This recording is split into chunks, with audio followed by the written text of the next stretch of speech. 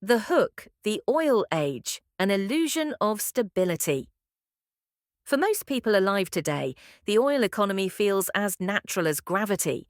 Cars run on gasoline, lights turn on, planes cross oceans, factories churn, and the world hums along as if this system had always existed. We treat oil like an eternal constant, a background feature of civilization rather than a fragile foundation. But this is the greatest illusion of the modern age. The oil-based world we live in is not ancient, inevitable, or permanent. It is a historical accident, a 150-year experiment that arrived suddenly, reshaped everything, and is now beginning to crack under its own weight. And the strangest part, most people don't even notice the cracks. Every previous civilization built its power on some form of energy. Grain fueled the empires of the ancient world. Wood and muscle powered medieval economies. Coal ignited the Industrial Revolution. But oil did something unprecedented. It didn't just change how people lived, it rewired how nations fought, traded, governed, and dominated. It became the bloodstream of global power, the resource behind every army, every corporation, every modern state. Yet because we were born into this system, we assume it's normal, stable, eternal. We forget how young it really is. The first oil well was drilled only in 1859. The global oil market took shape barely a century ago, and the geopolitical order built on oil, petrostates, superpower alliances, energy choke points, multinational giants, is younger than many people's grandparents. In historical terms, the oil age is not a chapter, it's a page, and like every energy system before it, it carries a built-in expiration date. But here is the uncomfortable truth. The oil economy has always been more fragile than it looks. Its stability depends on a delicate balance: steady prices, predictable demand, controlled supply, and political cooperation across regions that rarely cooperate on anything else. When that balance wobbles, the world shakes. The oil shocks of the 1970s, the Gulf Wars, the financial crises triggered by price swings. These weren't anomalies, they were warnings. Signals that the system we depend on is not a foundation, but a tightrope.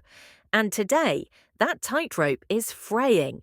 New technologies, geopolitical fractures, shifting markets, environmental pressures, and financial vulnerabilities are converging at the same time. The illusion of permanence is fading. The pillars of oil power, from supermajors to petrostates, are beginning to show the same structural weaknesses that once toppled empires built on grain, gold, or silver. The oil age didn't make the world stable. It made the world addicted. And like every addiction in history, the withdrawal, whether gradual or sudden, will reshape global power in ways most people aren't prepared to imagine. If you understand this, the rest of the story becomes clear. If you don't, the coming break will feel like chaos. At the dawn of the 20th century, oil was still a curiosity, a strange, flammable liquid that lit lamps and stained the hands of the men who dug it out of the ground. No one yet understood what it would become, but within a single generation, oil transformed from a regional commodity into the most strategic resource on Earth. It didn't just power machines, it powered empires. What changed wasn't technology alone, it was velocity. Before oil, the world moved slowly. Industrial power came from coal, heavy, dirty, difficult to transport, and dependent on vast armies of miners. Armies marched on foot, ships crawled across oceans on steam, and global influence expanded no faster than rail lines could be laid. Oil broke that world open. Internal combustion engines replaced steam. Cars conquered cities. Aircraft conquered the skies. Navies, once dependent on coal bunkers and refueling stations, suddenly gained range, speed, and strategic freedom. A British battleship powered by oil could outpace a coal-fired rival, fire faster, and travel farther. Churchill understood this earlier than most.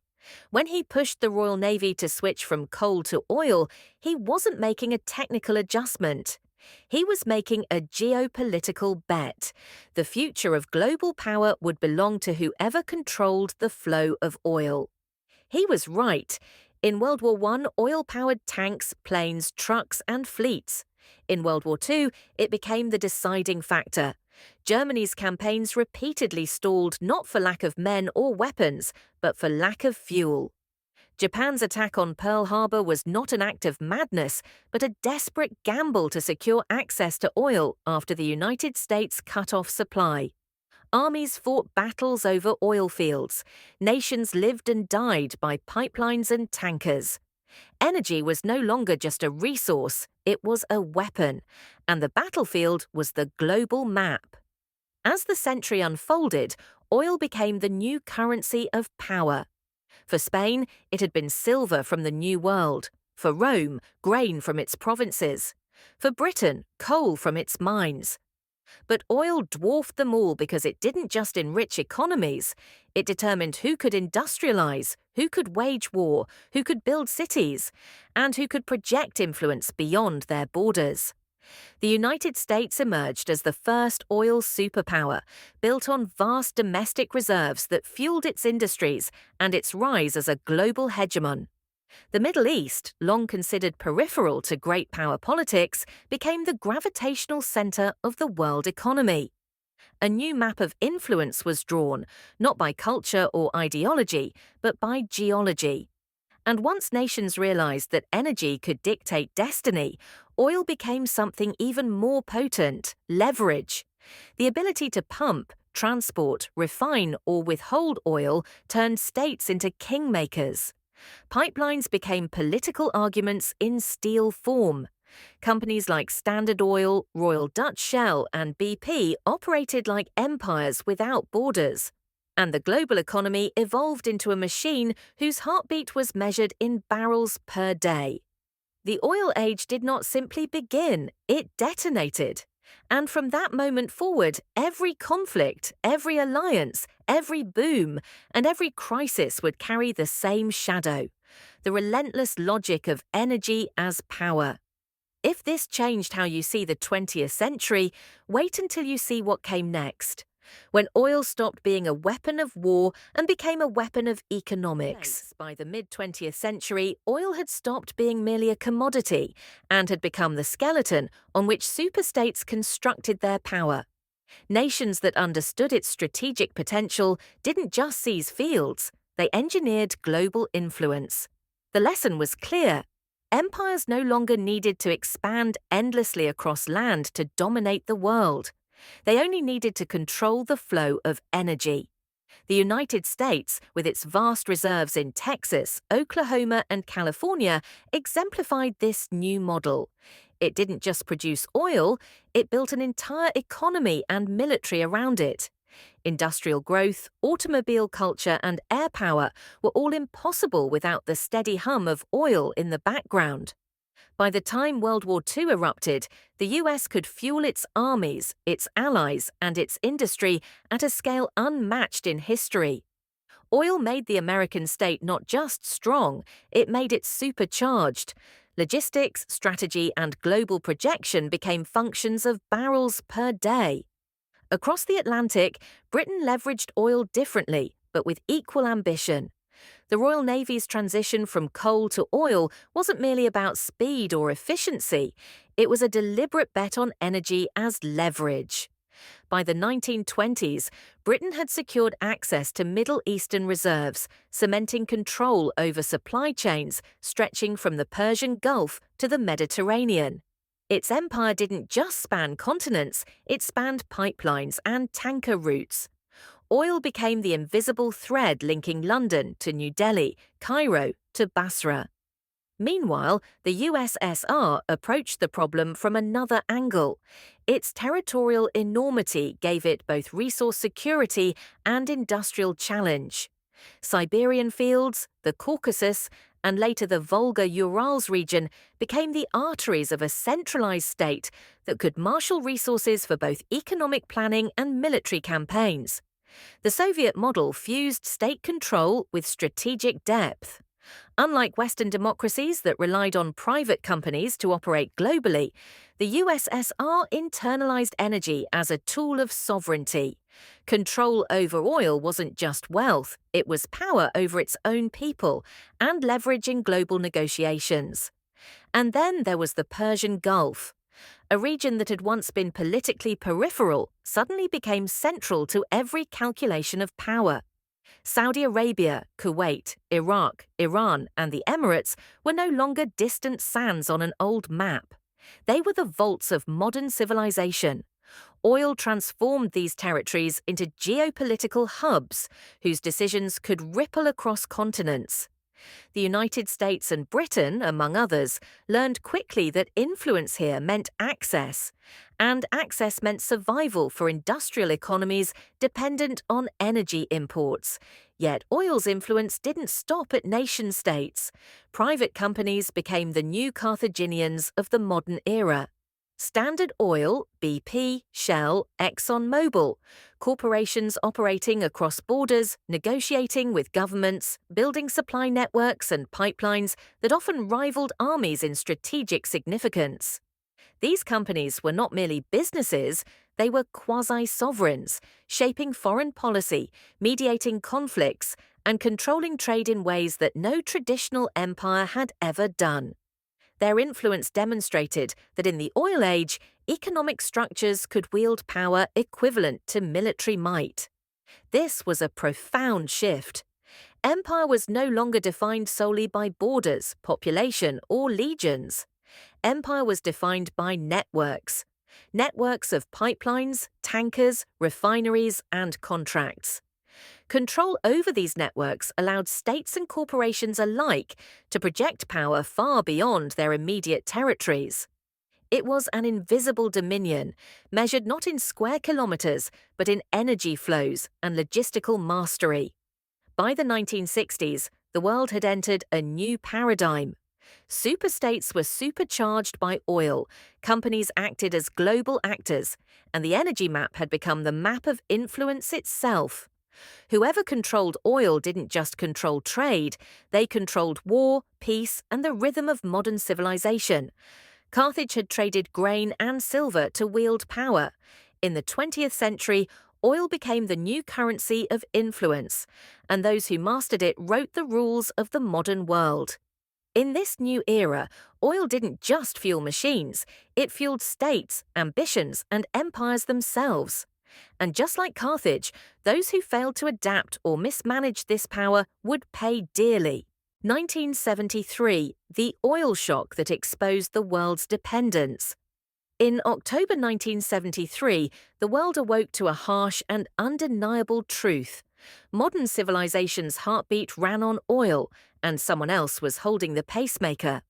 The Arab oil embargo imposed by the Organization of Arab Petroleum Exporting Countries, OAPEC, in response to Western support for Israel during the Yom Kippur War, sent a shockwave through global markets that had been unimaginable just a decade earlier. Gasoline lines, skyrocketing prices, and economic paralysis revealed a vulnerability no one had fully grasped. Industrial economies had outsourced their energy security to foreign monarchies, and those monarchies had discovered the levers of power. The immediate effect was dramatic. Oil prices quadrupled in a matter of months, inflation surged, and industries that had taken cheap energy for granted suddenly faced crippling costs. Automakers in the United States scrambled to adjust production. Airlines cut flights and raised fares. Governments frantically negotiated with Middle Eastern leaders, hoping to reopen the flow of black gold. For ordinary citizens, it was more than an economic inconvenience. The embargo transformed energy from a background commodity into a visceral daily concern. Lines at gas stations became symbols of global interdependence and vulnerability. But the shock was more than economic, it was geopolitical. The oil-producing monarchies, Saudi Arabia, Kuwait, and the United Arab Emirates, had moved from peripheral actors to central players on the world stage. Suddenly, the wealth generated by their reserves translated directly into influence. They could reward allies, punish adversaries, and shape global policy simply by controlling the flow of energy. The lesson was clear. In the modern world, armies and nuclear arsenals were not the only measures of power. Access to and control over energy resources was equally decisive. This moment also revealed the fragility of what had seemed like stable superstates. The United States, long accustomed to projecting power globally, realized that military might alone could not guarantee prosperity. Europe, heavily dependent on imported oil, faced similar vulnerability. Japan's miracle economy, reliant almost entirely on imported petroleum, was jolted into crisis. The lesson was universal. Industrialization and globalization had created a system in which energy scarcity anywhere could ripple everywhere. In short, no nation was energy independent, and energy dependence was a new kind of strategic weakness. At the same time, the embargo catalyzed transformation. Western economies accelerated investment in energy efficiency, alternative fuels, and domestic exploration. The oil shock spurred the creation of strategic petroleum reserves and the rise of new energy policies designed to shield national economies from the whims of distant producers. The crisis, in effect, forced the world to recognize oil not just as a commodity, but as a lever of global power. Nations had to think like energy strategists, not just industrial managers. Meanwhile, the oil monarchies capitalized on their new position. Petrodollars flowed into infrastructure, modernization, and political alliances. Middle Eastern wealth reshaped global finance, investment patterns, and even cultural diplomacy. The embargo revealed that a small cluster of states, previously considered peripheral, could exercise influence far beyond their borders, simply because they controlled a resource critical to modern life. Yet the shock also sowed seeds of long-term instability. The sudden concentration of wealth and influence in the hands of a few states intensified rivalries and raised the stakes of energy conflicts. It became clear that control over oil could dictate the rhythm of global economics, military strategy, and diplomacy. What had once been a background factor of industrial life had become the pivot around which global power rotated. In essence, the 1973 oil shock marked a turning point. It transformed energy from a tool of industrial convenience into a weapon of geopolitical leverage. Nations realized that the flows of oil were not just pipelines of commerce, but arteries of power. The world learned, sometimes painfully, that dependency on energy could be exploited, and that wealth without strategy was vulnerable. The lesson reverberates to this day. In a world fueled by oil, control of energy is control of destiny. The petrodollar, the invisible financial system that runs the planet. The 1973 oil shock did more than raise gas prices. It created a tectonic shift in global finance. In the years that followed, the United States struck a deal with the oil-producing monarchies of the Middle East that would shape the economic architecture of the modern world. The dollar, once a national currency backed by gold, became the indispensable lubricant of the global energy system. This was the birth of the petrodollar, a financial innovation that quietly gave one nation an unprecedented advantage, turning energy into the engine of global influence. To understand the magnitude of this transformation, we must go back a few years. In 1971, President Richard Nixon ended the dollar's convertibility to gold, collapsing the Bretton Woods system. For the first time, the world's reserve currency floated freely, untethered to a physical commodity. Economists worried about inflation, instability, and the potential loss of confidence in the dollar. But then came oil, a commodity no industrial economy could live without. The US struck a simple but brilliant deal. Middle Eastern oil would be priced exclusively in dollars, and the revenues would be reinvested in US assets, particularly Treasury securities. In return, the US offered military protection and political support. The result was nothing short of revolutionary. Suddenly, the dollar was no longer just a currency, it was the universal medium of global energy exchange. Nations could not buy oil without dollars, and because energy-powered industry, transport, and military capabilities, the dollar became the backbone of international trade. The world, in effect, had no choice but to hold US currency. Economically, this was equivalent to converting the global demand for oil into a perpetual flow of capital to the United States. Financial power had become indistinguishable from energy power. The implications were profound. The petrodollar system allowed the United States to finance enormous deficits without immediate consequences. Other countries accumulated dollars and, by extension, US debt, effectively lending to the world's largest economy while maintaining access to the energy lifeblood they desperately needed. It was a financial lever of unprecedented scale. The more the world consumed oil, the more it reinforced the US's position at the center of the global system. Economically, the petrodollar was like a silent gravitational field, invisible but irresistibly strong, pulling capital toward the US and solidifying its dominance. But the system was more than money. It was geopolitical strategy disguised as finance. By linking oil to dollars, the United States created a dependency network that aligned global energy flows with American interests. Allies who wanted to secure reliable oil supplies had to maintain stable relations with Washington. Adversaries who attempted to bypass the system by pricing oil in other currencies or developing alternative financial mechanisms faced both economic and political retaliation. In essence, the petrodollar converted energy dependence into geopolitical leverage, and the world was none the wiser. Yet, the system was not without risks. It relied on three fragile pillars: consistent US global influence, stable oil production from a handful of monarchies, and the willingness of other nations to accept dollars in exchange for essential energy. Any disruption, political instability in the Gulf, shifts in energy technology, or the rise of competing currencies could ripple across the global economy. In other words, while the petrodollar created unparalleled advantage, it also introduced vulnerabilities invisible to the casual observer. The system's strength was its invisibility, its weakness was its concentration. Over the decades, the petrodollar reshaped international finance.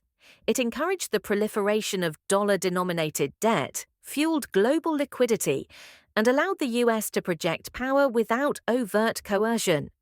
It created a world in which energy, currency, and credit became inseparable, and where financial strategy could achieve what armies alone could not. In many ways, it was the ultimate financial lever, an invisible system operating at planetary scale, quietly dictating the flow of wealth and power. The petrodollar demonstrates a fundamental truth about energy and finance. Control over one can translate directly into dominance over the other. It is a reminder that the modern world is not run solely by governments, armies, or treaties. It is run by the currency in which the world's energy is priced. In this sense, oil did more than fuel economies. It created the backbone of a financial empire that continues to shape global politics to this day. The era of the petrodollar showed the world that when energy and money merge, power becomes both invisible and absolute. The era of oil wars and hidden conflicts. By the late 20th century, oil had moved beyond being just a commodity. It had become a strategic weapon. Control over petroleum resources increasingly dictated alliances, conflicts, and global power calculations. Wars were no longer fought primarily over ideology or territory. They were fought over access to energy, pipelines, and financial flows. From Iraq to Iran, Kuwait to Libya, the geopolitical landscape became a chessboard where oil reserves defined friends, enemies, and the stakes of every military and diplomatic move. The 1979 Iranian Revolution provides a stark example. Iran, one of the world's largest oil exporters, underwent a political transformation that shook global energy markets. Suddenly, a key source of petroleum was no longer under a regime aligned with Western interests. Oil prices surged, panic spread through industrial economies, and the strategic calculus of the United States and its allies shifted overnight. The lesson was clear. Control over oil could destabilize the entire global system. Access to energy was no longer a matter of trade, it was a matter of survival and influence. Shortly after, the Iran-Iraq War of the 1980s illustrated another dimension of oil-driven conflict. Both countries relied heavily on oil exports to fund their economies and militaries. Battles were waged not just for territorial dominance, but for control over oil fields, refineries, and export terminals. Neighboring states and global powers intervened indirectly, providing financing, intelligence, and arms, often in ways that maintained their access to energy while avoiding direct confrontation. The war was a proxy struggle as much as a civil one, revealing the invisible hand of energy in shaping alliances and fueling prolonged conflict. Kuwait's invasion by Iraq in 1990 further demonstrated oil's centrality in global warfare. Saddam Hussein's claim was framed as a territorial dispute, but the underlying motive was economic. Kuwait's oil fields represented immense financial leverage. The world responded with a coalition led by the United States, not merely to protect a small country, but to safeguard the flow of oil and maintain the stability of the petrodollar system. Desert Storm was a textbook example of energy dictating military strategy. The objective was to secure production, pipelines, and shipping routes, ensuring uninterrupted revenue for global markets. Libya under Muammar Gaddafi offers yet another case. The country's vast reserves attracted foreign investment and intervention, while its political ambitions threatened Western energy interests.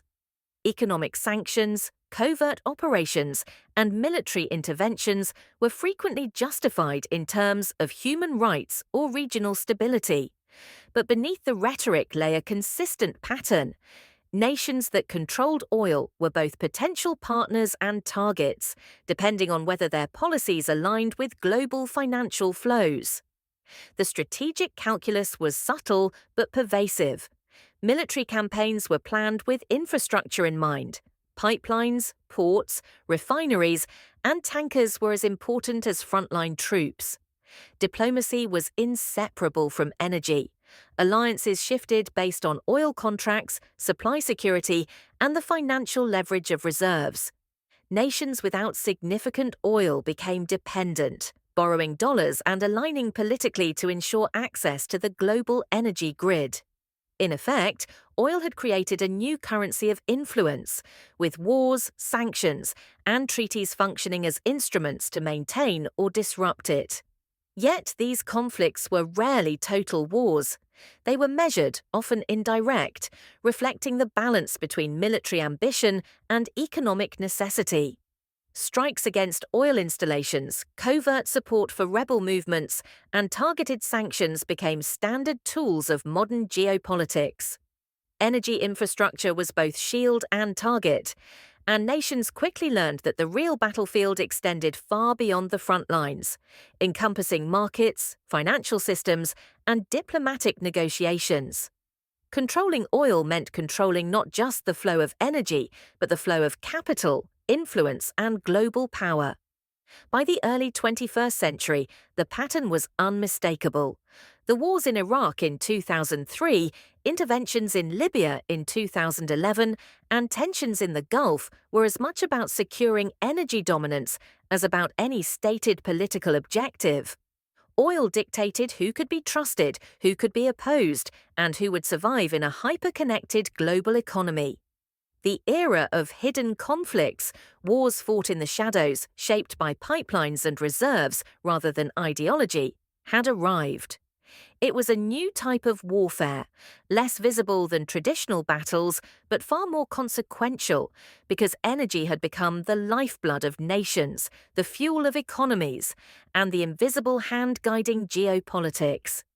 In this new reality, sovereignty was no longer simply about territory, it was about access to resources, the vulnerability of the oil model, dependence on a collapsing demand. For more than a century, oil was considered the foundation of modern civilization, a resource so essential that its demand seemed inevitable, inexhaustible, and unshakable.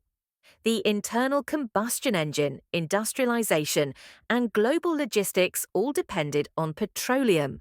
Oil wasn't just a commodity, it was the lifeblood of economies, the currency of power, and the invisible glue of global geopolitics. Yet, for the first time in over 150 years, that demand is no longer guaranteed. A convergence of technological innovation, environmental policy, and political upheaval is challenging the very foundation of the oil-based world order. The empire of energy that once seemed invincible now faces structural vulnerability. One of the most visible threats comes from the rise of electric vehicles, EVs. Automakers, governments, and technology firms are investing trillions in EV production, battery technologies, and charging infrastructure. Markets that once depended on millions of barrels of gasoline daily are now transitioning to kilowatt hours and lithium-ion cells. Major car manufacturers have announced timetables to phase out internal combustion engines, while cities are incentivizing electric public transport and charging networks. Each EV on the road represents a fraction of oil demand that will never materialize, eroding the economic and political leverage of oil exporting states. Unlike cyclical fluctuations in demand, this is a structural change, permanent, accelerating, and global. Renewable energy sources add another layer of pressure. Solar, wind, and hydroelectric technologies have matured, becoming cost competitive with fossil fuels in many markets. Governments are mandating energy transition policies, while investors increasingly favor green technologies under environmental, social, and governance (ESG) criteria. The financial system itself is reorienting, with trillions of dollars flowing into renewables and away from oil-dependent industries. This creates a feedback loop. As capital shifts, oil-dependent states and companies face higher borrowing costs, lower investment, and reduced geopolitical leverage. The oil model, which thrived on guaranteed demand, suddenly faces uncertainty in a world where electricity and innovation can substitute for crude. Political crises and sanctions compound the problem. Oil markets have always been sensitive to instability, but today the stakes are higher. Exporting nations are vulnerable not only to internal unrest, but to global sanctions regimes that can cut off access to financial systems, refineries, and shipping routes. The intertwining of finance and energy, once a source of strength through petrodollars, has become a double-edged sword. Modern oil states can no longer rely on the automatic stability that oil once guaranteed. Geopolitical shocks now propagate faster and more unpredictably than ever before. The ESG revolution also reshapes global perception. Investors, corporations, and governments increasingly view oil as a politically and morally risky asset. Stranded asset risk, the possibility that oil reserves will lose economic value before being extracted, is no longer theoretical. The fossil fuel industry faces mounting pressure to adapt or contract. In markets where capital is increasingly tied to sustainability metrics, oil is competing not just with renewables, but with a global morale and financial consensus that questions the legitimacy of continued hydrocarbon expansion. These forces combine to reveal a hidden truth.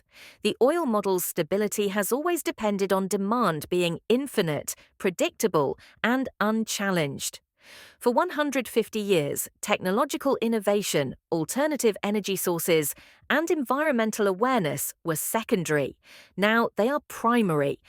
Electric vehicles, renewable grids, and ESG pressures are not incremental, they are transformative. What once seemed insurmountable, the dominance of oil, is increasingly fragile. This vulnerability has geopolitical consequences. Nations built on oil wealth face shrinking budgets, domestic unrest, and reduced influence in global affairs. Countries and corporations that invested heavily in petroleum infrastructure risk becoming obsolete. Supply chains, pipelines, and refineries, once strategic assets, could turn into stranded liabilities.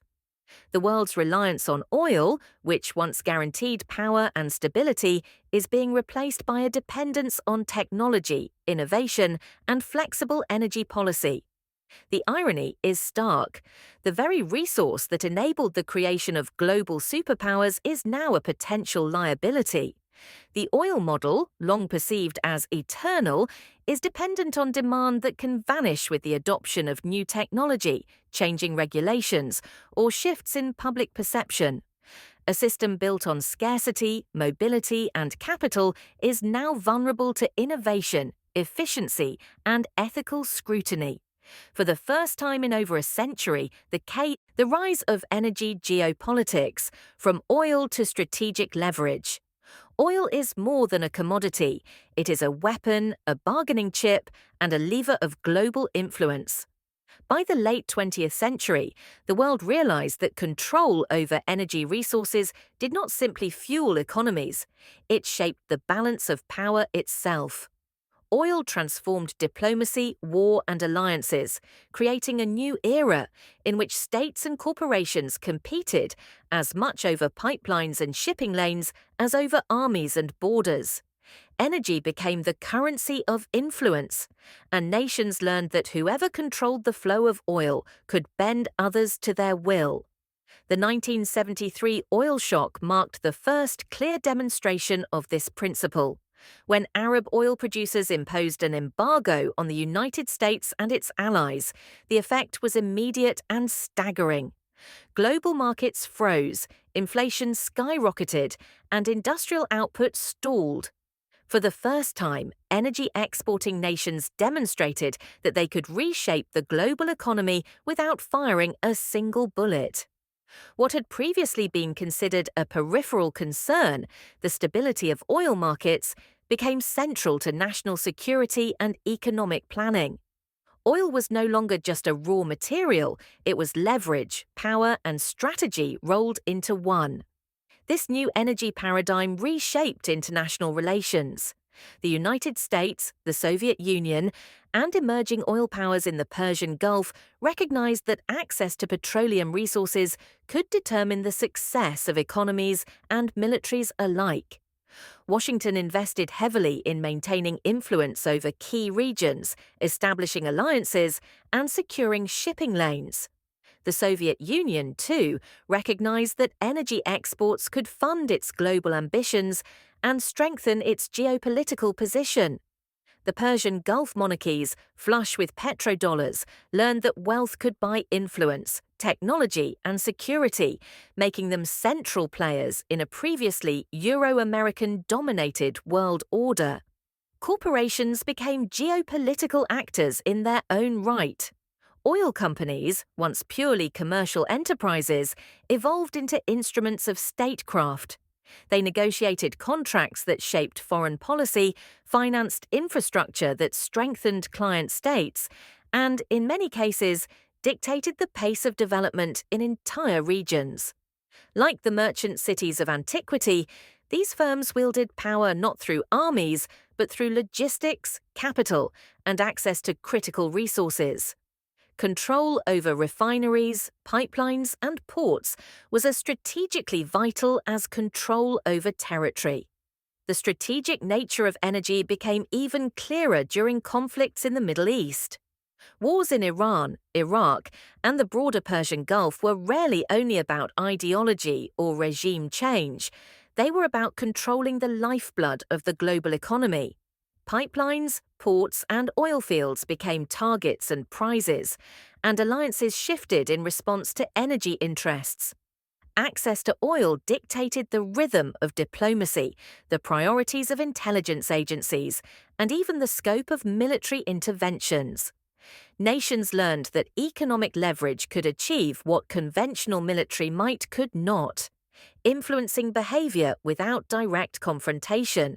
Yet the rise of energy geopolitics also revealed the vulnerabilities inherent in dependence on oil. Countries that relied heavily on imports became subject to the whims of exporters. Nations rich in oil, in turn, faced internal pressures to manage wealth responsibly, maintain infrastructure, and prevent instability. The very asset that provided power also created fragility. Supply shocks, political unrest, or technological shifts could quickly transform influence into weakness. Energy became both a shield and a sword, a double-edged instrument that could build empires or expose them to collapse. The globalization of energy markets amplified these dynamics. International trade, complex supply chains, and financial instruments tied to oil created interdependencies that transcended borders. Strategic reserves, futures contracts, and multinational agreements became as important as tanks and aircraft carriers. Diplomacy increasingly revolved around pipelines, shipping routes, and market stability. Countries that mastered these mechanisms, both technologically and politically, gained disproportionate influence, while those that failed were left exposed. Today, energy geopolitics is entering a new phase. While oil remains central, alternative energy, strategic minerals, and advanced technology are becoming equally important. The principles established during the oil era, leverage, control of supply, and integration of economic and political power, apply to renewables, batteries, and rare earth elements. Nations that once dominated because of petroleum are learning that influence now requires adaptability, diversification, and foresight. The lessons of oil, the strategic importance of controlling energy, remain relevant, but the battlefield is changing. In short, energy geopole, the future of energy, transition, risk, and the next global order.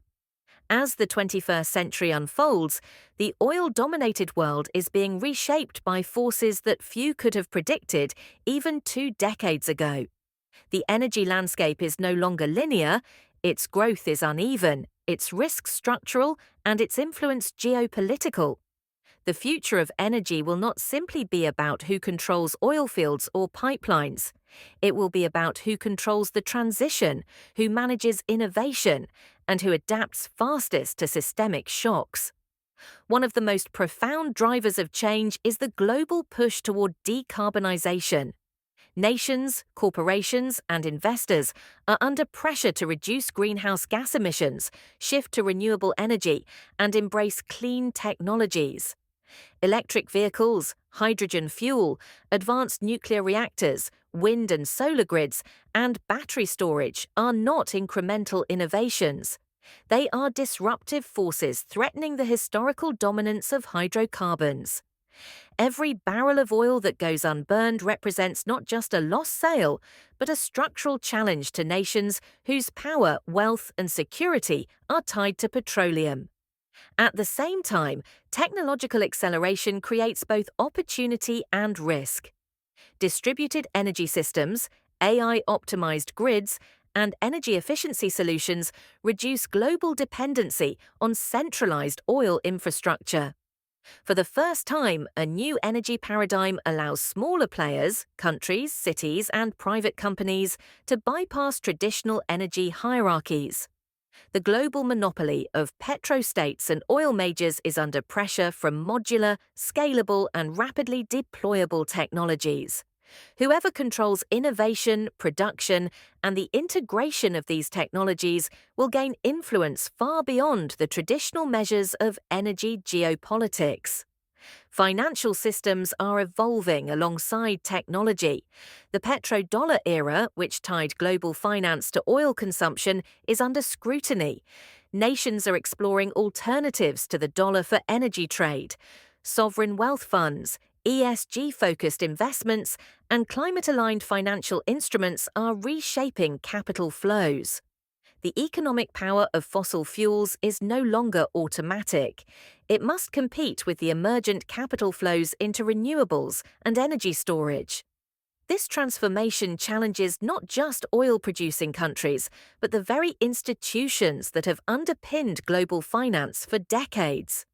Geopolitics is also entering uncharted territory. Energy security, once defined by pipeline routes, tankers, and oil reserves, is now about technological supply chains, rare earth minerals, and access to innovation hubs. Conflicts of the future may revolve not around oil-rich regions, but around lithium mines, cobalt deposits, solar panel production, or advanced nuclear materials. Strategic influence will hinge less on controlling fossil fuels and more on dominating the technology and infrastructure that define the post-oil world. Yet, transition is neither guaranteed nor smooth. Fossil fuels still provide over 80% of global energy consumption. Economies dependent on oil revenues face the dual pressures of diversification and social stability. Political resistance, vested interests, and infrastructure inertia slow the shift, creating a period of turbulence where traditional power structures and emergent systems collide. The next decade may witness economic shocks, strategic realignments, and conflicts driven by energy transitions, just as the 20th century witnessed wars over oil. For businesses, investors, and policymakers, survival requires foresight. Companies that cling to oil-dependent models risk obsolescence. Nations that fail to invest in alternative energy infrastructure may see their influence wane. Conversely, those that anticipate the next order of energy, balancing renewables, storage, electrification, and sustainable finance, can gain a decisive competitive advantage. The emerging energy landscape rewards flexibility, innovation, and the ability to integrate technology with strategy. The deeper lesson is clear. Energy power is no longer simply a function of reserves or production. It is increasingly defined by adaptability, technological leadership, and resilience.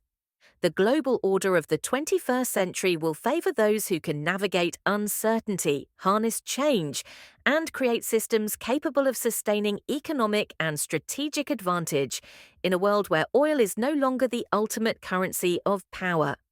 In conclusion, the oil era is not ending abruptly. It is evolving into a complex transition period where risk and opportunity coexist.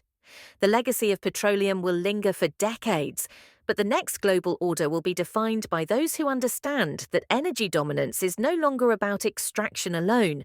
It is about vision, innovation, and the ability to shape a resilient, adaptive, and sustainable energy system. The future belongs to the architects of the new energy era, and the question is not whether they will emerge, but who will. The future of energy, transition, risk, and the next global order.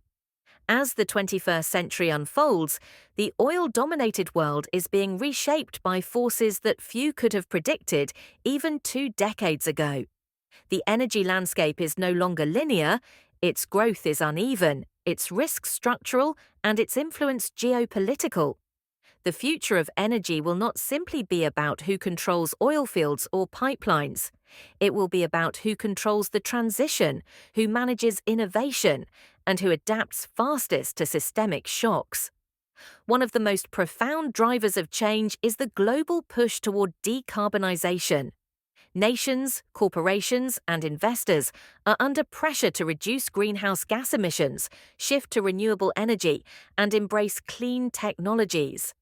Electric vehicles, hydrogen fuel, advanced nuclear reactors, wind and solar grids, and battery storage are not incremental innovations. They are disruptive forces threatening the historical dominance of hydrocarbons. Every barrel of oil that goes unburned represents not just a lost sale, but a structural challenge to nations whose power, wealth, and security are tied to petroleum. At the same time, technological acceleration creates both opportunity and risk. Distributed energy systems, AI-optimized grids, and energy efficiency solutions reduce global dependency on centralized oil infrastructure. For the first time, a new energy paradigm allows smaller players, countries, cities, and private companies to bypass traditional energy hierarchies. The global monopoly of petrostates and oil majors is under pressure from modular, scalable, and rapidly deployable technologies. Whoever controls innovation, production, and the integration of these technologies will gain influence far beyond the traditional measures of energy geopolitics. Financial systems are evolving alongside technology. The petrodollar era, which tied global finance to oil consumption, is under scrutiny. Nations are exploring alternatives to the dollar for energy trade. Sovereign wealth funds, ESG-focused investments, and climate-aligned financial instruments are reshaping capital flows. The economic power of fossil fuels is no longer automatic. It must compete with the emergent capital flows into renewables and energy storage. This transformation challenges not just oil-producing countries, but the very institutions that have underpinned global finance for decades. Geopolitics is also entering uncharted territory. Energy security, once defined by pipeline routes, tankers, and oil reserves, is now about technological supply chains, rare earth minerals, and access to innovation hubs. Conflicts of the future may revolve not around oil-rich regions, but around lithium mines, cobalt deposits, solar panel production, or advanced nuclear materials. Strategic influence will hinge less on controlling fossil fuels and more on dominating the technology and infrastructure that define the post-oil world. Yet, transition is neither guaranteed nor smooth. Fossil fuels still provide over 80% of global energy consumption. Economies dependent on oil revenues face the dual pressures of diversification and social stability. Political resistance, vested interests, and infrastructure inertia slow the shift, creating a period of turbulence where traditional power structures and emergent systems collide. The next decade may witness economic shocks, strategic realignments, and conflicts driven by energy transitions, just as the 20th century witnessed wars over oil. For businesses, investors, and policymakers, survival requires foresight. Companies that cling to oil-dependent models risk obsolescence. Nations that fail to invest in alternative energy infrastructure may see their influence wane. Conversely, those that anticipate the next order of energy, balancing renewables, storage, electrification, and sustainable finance, can gain a decisive competitive advantage. The emerging energy landscape rewards flexibility, innovation, and the ability to integrate technology with strategy. The deeper lesson is clear. Energy power is no longer simply a function of reserves or production. It is increasingly defined by adaptability, technological leadership, and resilience.